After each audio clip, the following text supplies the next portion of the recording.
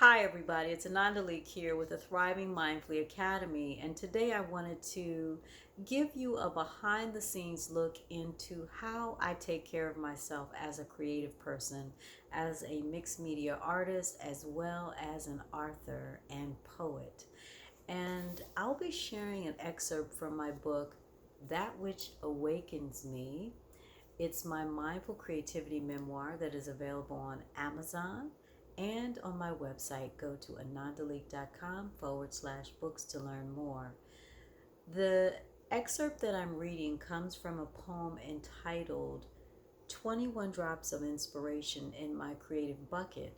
And one of the ways that I take care of myself as a creative person is by seeking inspiration and joy in the work of other artists.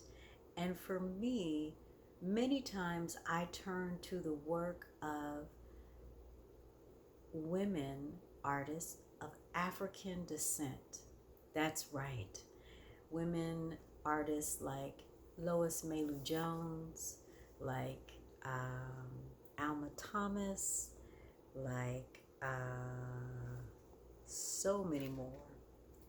The poem that I'm about to explore with you and the parts of it that I want to share really celebrates the work of several women artists of African descent.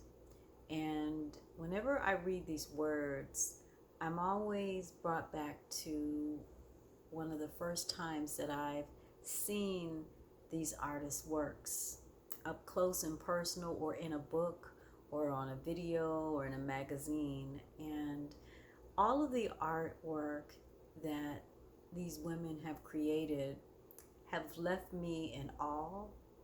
They have left me with inspiration that I too can create from my heart and my soul, and that all things are possible when you tap into your higher self, and that you have patience with the process, and that you don't rush the journey, because I see that in their work.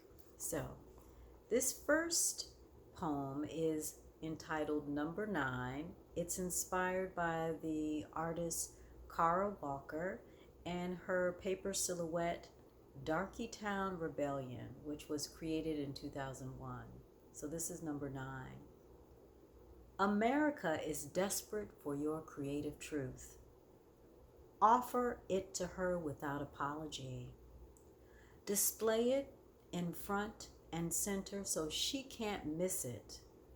Tell her your stories and how she made you feel, despite the pain it may cause. It's time she grows up. That's pretty much talking about a whole lot of stuff these days, and I'm going to leave it at that. Number 10 is inspired by a Carla Williams photograph, All the Women in My Family, which was taken in 2004. Look into the faces of your family's women. See how far they've come. Give thanks and dedicate yourself to traveling further into your world of creativity. So the next one is number 11, and it was inspired by Sonia Clark's mixed media artwork, Madam C.J. Walker, which was created in 2008. Now, Madam C.J. Walker is one of my sheroes, so this piece really gives me a lot of energy. Number 11. Build your life as an artist with tools of your trade. Be patient. Allow yourself to learn at your own pace. Don't follow the crowd or waste your genius. Listen to the still small voice within. It will guide you on your path and allow you to leave behind a legacy that is unbreakable. So number 12 is inspired by one of my soul sister loves, Amber Robles Gordon's Mother Earth. Honor Mother Earth with each step you take across her planet. Return yourself back home by kissing her beauty with great respect. Use her resources wisely. Understand her power to create supports yours.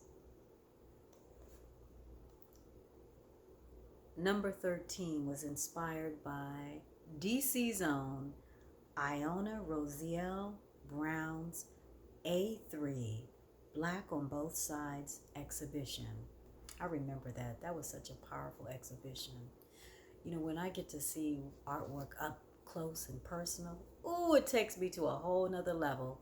It really, really inspires me, takes my breath away. So this is number 13, inspired by Iona Rosielle Brown's A3 Black on Both Sides exhibition. Don't be afraid to explore beyond the culture you were born into. Step outside the box society put you in. Recognize humanity has no borders. The world is yours.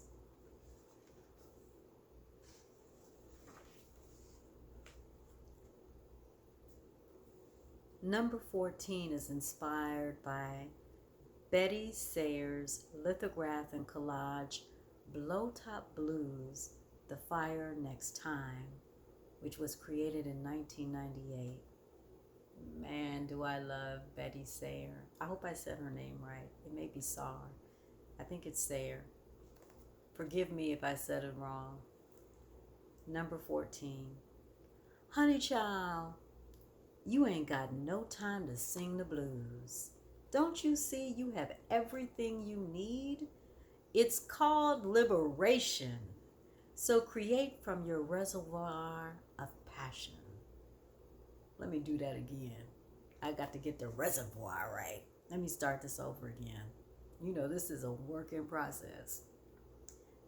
Number 14, inspired by Betty Sayers' lithograph and collage Blowtop Blues, The Fire Next Time, created in 1998. Honey child, you ain't got no time to sing the blues. Don't you see? You have everything you need. It's called liberation. So create from your reservoir of passion. Blow the top off your blues. Make beauty out of found objects. Discover their meaning as it relates to your living. Lay down your own law. Make your vision a reality. It's called taking a risk. Yeah, that just, I'm glad I started over again. Yeah, I had to give it its due respect. So this next piece is number 15, and it's inspired by one of my all-time favorite sheroes in the art world, Faith Ringgold. And it's Faith Ringgold's painting, The Sunflower's Quilting Bee in Arles, which was created in 1991. Oh, how I love her work in sunflowers. Number 15. If you ever doubt your creative power, remember you come from the good stuff. The good stuff, did you hear me? It ran through the blood of your elders, so get quiet and be still. Listen closely so you can hear them call your name. Allow them to bless you with a creative birth. Yeah. Every time I read it, my heart is full. Their work and my reflections on these powerful women artists' work is soul medicine for my creativity. Number 16. This was inspired by Lois Mailou Jones's painting, The Ascent of Ethiopia, in 1932. She created The Ascent of Ethiopia in 1932. Lois Mailou Jones is also a Howardite. H-U, you know. Anyway, this is number 16. Know thyself. Know your culture. Understand the years of sacrifice and struggle. Appreciate the journey your people took to establish a heritage sweetened with accomplishments and achievements. Take it all in and know you can do the same as you climb to reach your artistic and intellectual peaks.